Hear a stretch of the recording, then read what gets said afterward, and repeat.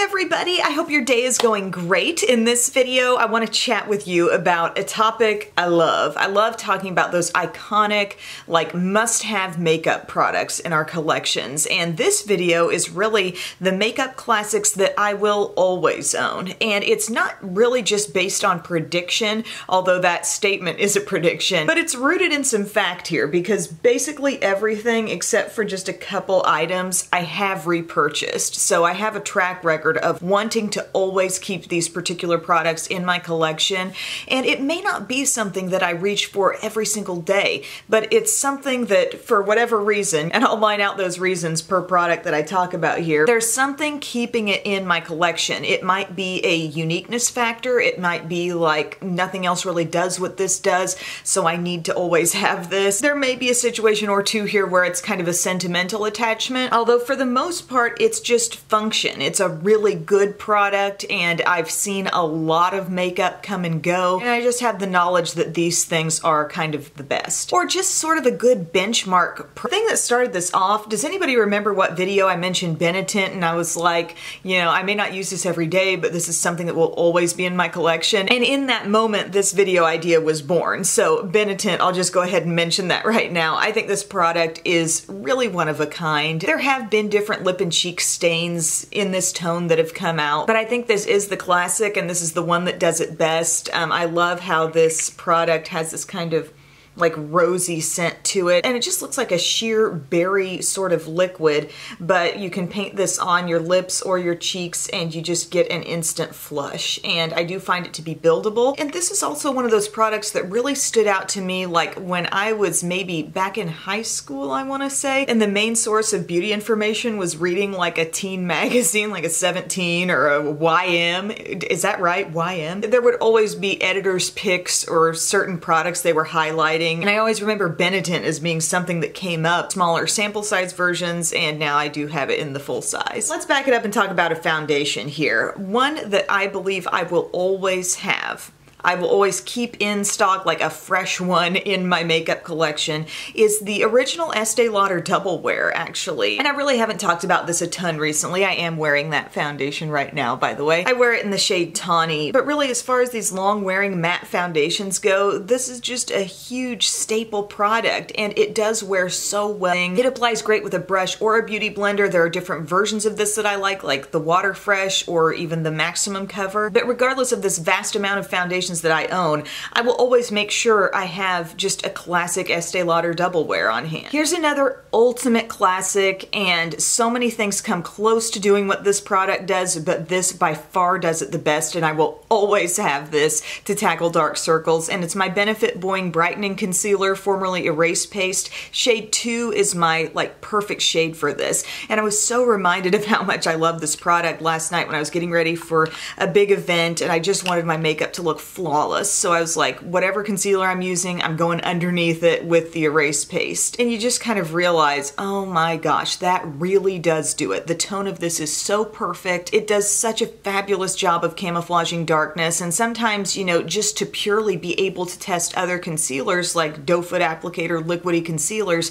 I'm not gonna always be layering this up underneath because how will I ever know what that other thing actually did? But when I'm not really in makeup testing mode and I'm in like, I really want to look my best mode, this needs to go on first. It is the best thing for dark circles. I will never not have this. The one thing in this video that I haven't repurchased, outside of a couple powder, I mean, this is the Boss setting powder. Like, this is the one, this is the gold standard. It is the setting powder that I love so much, and I can use it in a variety of forms and fashions. I could bake with it if I wanted to. I love it lightly on the under eye area. I like it lightly all over the face. It manages to kind of blur and perfect and yet not look powdery, and I love the pressed version now too. But I feel like I will always own this, and it will always be this sort of benchmark powder for me. So much loved, much used, just high quality stuff. Here's another powder I will always own, and it's my L'Oreal The Life of My makeup career maybe 3 to 4 times, and I wear this in the shade Buff Beige right now. In the past I remember having some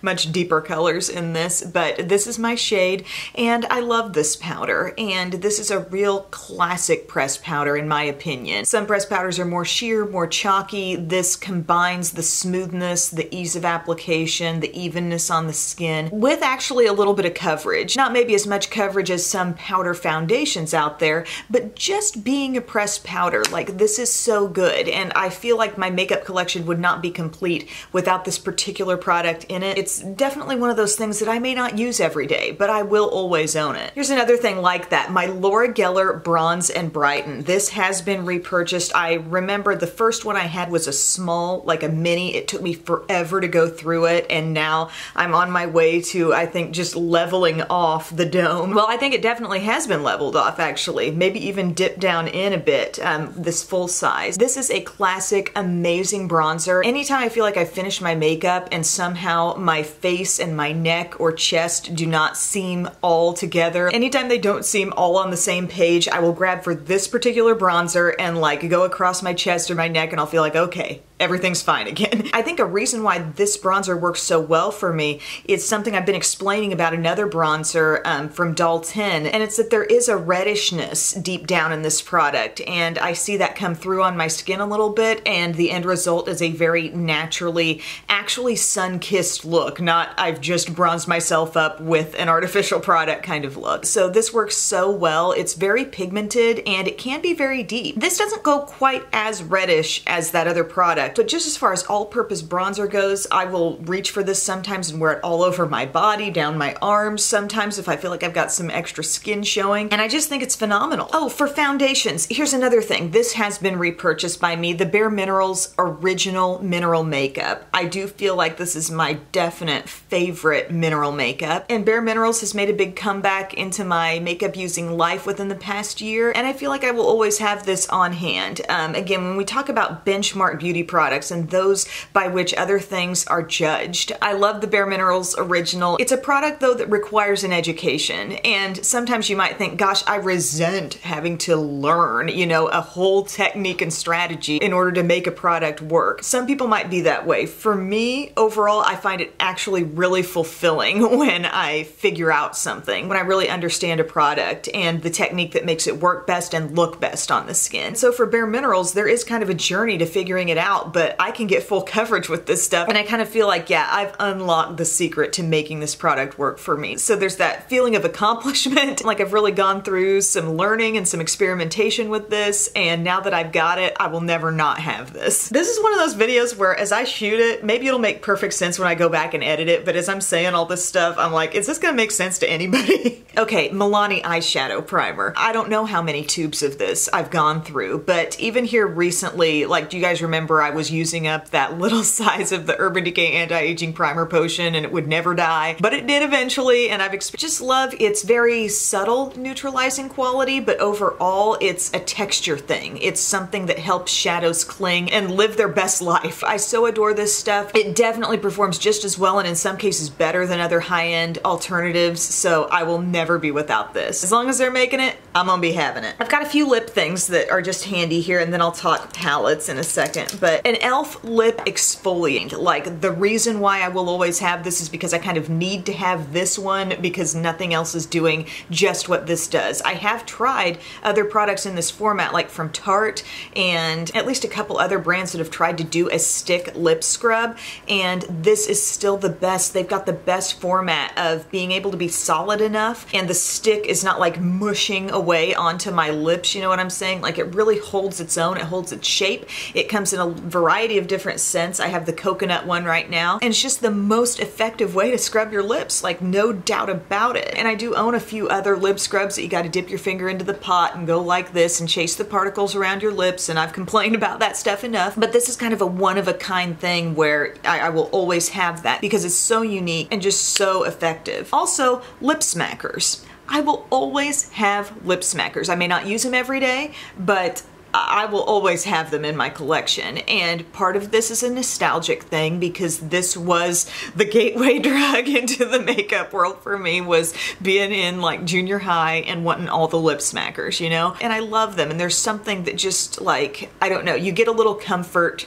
feeling like something you started out with is still available today. I don't know, it's like when you think about home and stuff like that, like it takes you back and it keeps you kind of grounded, I think, in a way. Like, I've got all this makeup now, I've learned all of this, but there was a time when this was all I truly knew about. All this year for Christmas. This is a kiwi scent, by the way, and it smells exactly the way the old kiwi did. But I don't care how old I get, I will always own at least a few lip smackers. Here's another kind of like no-brainer. Of course, I'll always have this product because of what it does. There's just a super practical reason behind it, and it's the Neutrogena Moisture Smooth Color Sticks. Today I'm wearing this in the shade Almond Nude, and this is just a creamy one. It doesn't have any shimmer. The line is kind of split in terms of some of those originals that have a shimmer and the newer ones that are just creamy like this. But it feels so comfortable, but actually does protect the lips from getting chapped. And that can be a problem in the summer when you're spending a lot of time outdoors, and that can really dry out your lips. And then also this time of year when just the air is drier in the winter time. So it may be one of the most practical lip products I own. I do think they look beautiful on my lips, and I've fallen in love with so many colors. But for what it actually does, it's a super valuable thing in my collection that I will always have on hand. And then as far as palettes and eyeshadows, this is tough because this is kind of the sector of makeup where there's always something new filtering through. There's always a new palette. You kind of immediately get excited about it, and there are a lot of things that I am like currently excited about that are new things, but they just don't fall into this category yet because they haven't really proven themselves yet in my collection. You know what I'm saying? So here's one thing that really has, it's one of the smartest packaging designs of anything I've ever used, and just one of the greatest product concepts. And I feel like I'll always have these on hand because yes, I love them, but also just to remind me like this is how good it can be. And it's these palettes from The Balm called In the Balm of Your Hand, and they are like greatest hits palettes, volume 1 and volume 2.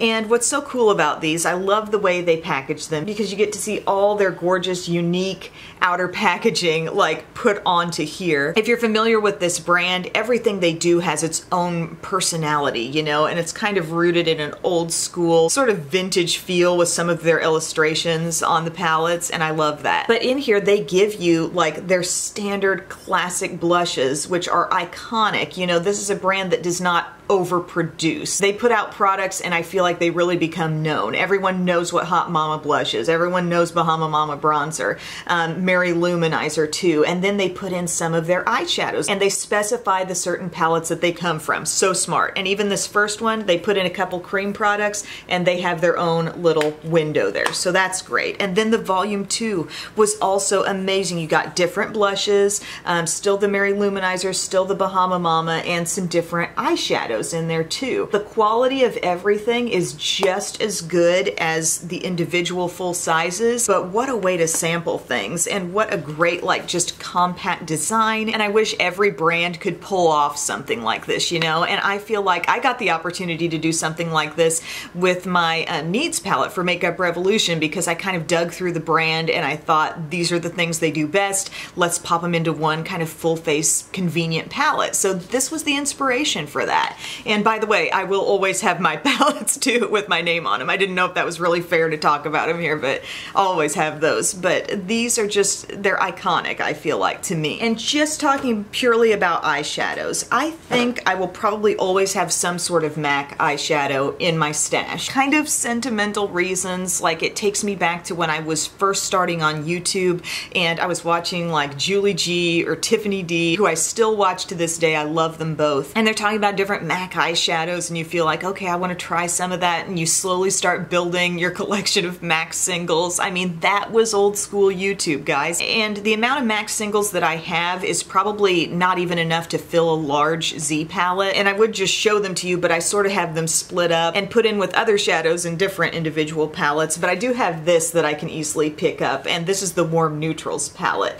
This is one of those pre-done MAC palettes, and I used it today actually and was reminded reminded of how much I love this. But I feel like MAC eyeshadows are just something that's always going to be around, and I'm always going to want to have them. I will never 100% declutter them from my collection, you know? There are some things that are so old and I'm not really going to grab for them and use them, but I am still going to keep them. And that was proven to me going through a recent decluttering process, and I'm like, yeah, I'm going to keep all those. This is newer, and this is, I think, very safe to use, and I love it, but there's something about this line of eyeshadows that just really strikes a chord with me, and even if I don't use it every day, I definitely want to have it. Does that make sense? Another brand that I was really teetering on mentioning this because I don't know that it's spent enough time in my collection, but I feel I can make a very, very safe prediction about Viseart and the fact that I will always have their shadows. These larger palettes, the Theory palettes, the even bigger Grande Pro palettes. The one I'm holding here is actually the Warm Matte,